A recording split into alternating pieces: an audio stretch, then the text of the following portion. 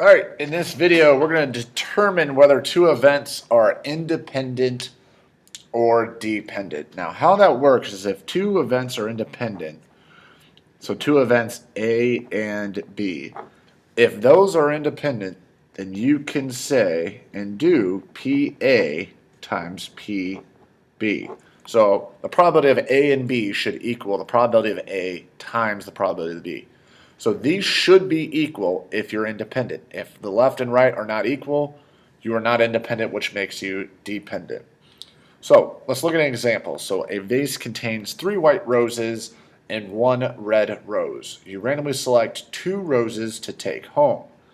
Use a sample space to determine whether selecting a white rose first and randomly selecting a white rose second are independent events. So we're eventually going to use this, but before I get there, I want to draw a picture and figure out what this sample space looks like. So we're selecting 2 roses to take home. So let's first look at that first rose. So when I select that first rose, I have to choose from 3 whites and 1 red. So I'm going to break this down to, I could have W1, W2, W3. Now the reason I did white 1, white 2, white 3 is the white roses, I mean, you've seen flowers before, they all don't look exactly the same. So this is going to designate this first white rose, that second white rose, that third white rose. So 3 different options. And I still have that other option, which is that 1 red rose, so I'm just going to put an R for that. So I select my first flower. Those are the 4 options on the table. Now let's look at selecting that second rose. So that's the second thing we're doing. So say I selected this white rose 1 first. When I'm selecting my second rose, my options are, well, I can't pick white rose 1 again because I already have that. So my options are W2, W3, and R. So the second, third, and red rose. Those are my options there. Because white 1 is taken away, I only have W2, W3, and R available. If I would have selected white rose 2 the first time, my options are, well, I can't select W2, but I can get W1, W3 in red for that one. Notice how 1, 2, and 3 in red are all there, but I can't have the second one available over here because I already got it. Then we have W3, so I can do white 1, white 2, and R. W1, W2, W3.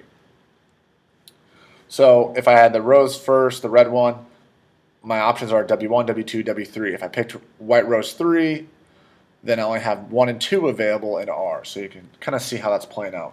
So what I'm going to do is I'm going to write out my sample space here. So I could have W1, W2 as my first and second rows, W1, W3, W1, R, W2, W1, W2, W3, W2, R. Down here I could have W3, W1, W3, W2, W3, R. And finally R, W1, R, W2, and R, W3. So this is for selecting the first 2 roses, my first one and my second one. So the total options I have is 1, 2, 3, 4, 5, 6, 7, 8, 9, 10, 11, 12 outcomes available. So I have 12 outcomes. There's my sample space. So I can finally get to the question here. They want us to determine whether selecting a white rose first and randomly selecting a white rose second are independent. So what I'm going to do is, this is the rule if you have 2 independent events. Probability of A and B should equal the probability of A times the probability of B. What I'm going to do is I'm going to rewrite this, but replace A and B with the 2 events I'm looking at. So I'm looking at selecting a white rose first and selecting a white rose second. So white rose first will go in for A, white rose second will go in for B. So in words, I'm going to write this on the bottom. We're looking to see if probability of white rose first and white rose second is the probability of white rose first and white rose second. Is that equal to the probability of a white rose first times probability of a white rose second? So is this equal to taking the white rose first multiplied by the probability of white rose second? So I'm going to figure out each of these. I'm going to figure out this probability, that probability. 3 different ones I'm going to calculate. Multiply the right side and see if it's equal to the left side. So I need to figure out what's the probability that I have a white rose first and a white rose second. So from earlier, we figured out there's 12 total outcomes. So I'm going to count up how many different outcomes do I have a white rose first, white rose second. Things to know is the white rose first, white rose second. That doesn't mean W1, W2. It just says any white rose first and any white rose second. So W1, W2, W3, W1, W2, W3.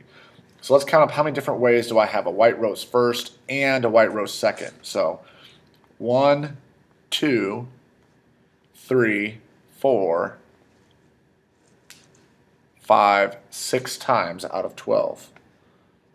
And we want to know, is that equal to this right side? So over here, let's figure out how many times do I end up with just a white rose first. So of all the outcomes, let's count up how many times is there a W in the first slot.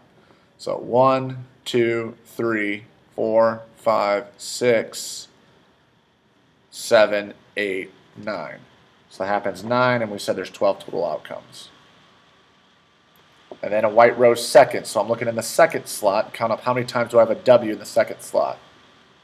1, 2, 3, 4, 5, 6, 7, 8, 9. So 9 out of 12 over there as well. And what I want to do is multiply those together. Because it's hard to compare fractions. Let's get the decimal version. So 6 over 12 is 0.5.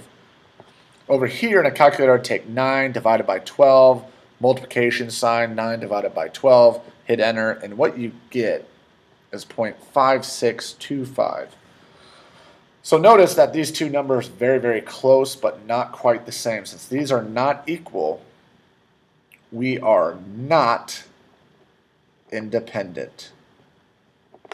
So after all that work, we now know selecting a white rose first and randomly selecting a white rose second are not independent events, meaning they're dependent. They rely on each other. Depending on the event that happens first, it will affect the second one. And that was determining independent or dependent events.